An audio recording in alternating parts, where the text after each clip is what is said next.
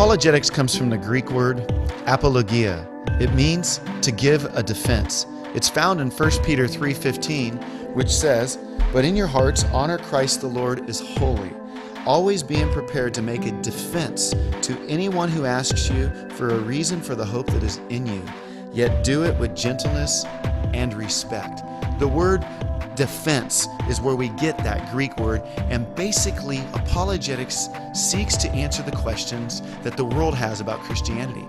Why did Jesus have to die on a cross? Did Jesus rise from the dead? Are miracles possible?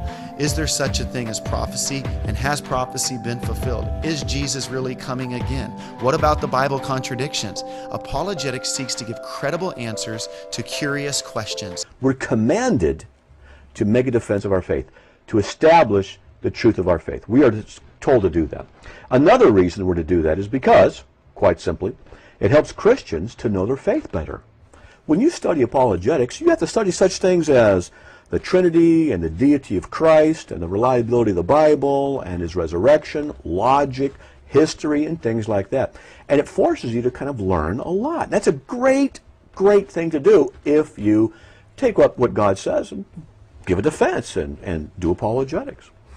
Another reason that apologetics is so valuable is a really good, compassionate one, basically to help get people out of hell, to get them saved so they don't be damned. We want to defend the Christian faith. We want people to come to a place of relationship with Jesus. Now, I like to say that the apologist, the person who gives a defense of the faith, is kind of like someone who leads someone else through a field. Let's say that there's this field full of weeds and rocks and boulders and things like that.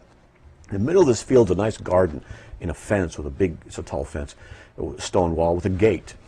And there's this actually a door. Well, the apologist leads people around the briar bushes and overrun the thickets. Don't touch that.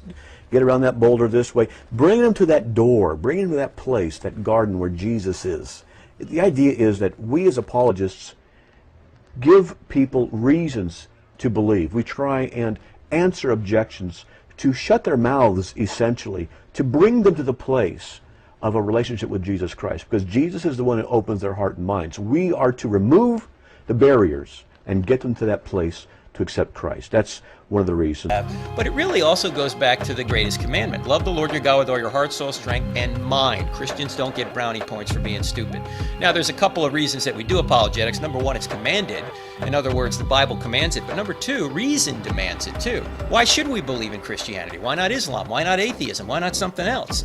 And when you're losing, Bobby, 75% of your young people from the church once they leave the home, which is what the church is losing right now, 3 out of every 4, then it's critical that you give them answers, because a lot of times they're leaving the faith because intellectually they don't know why Christianity is true, because we've never told them it's true, we've never given them the evidence, and the evidence is very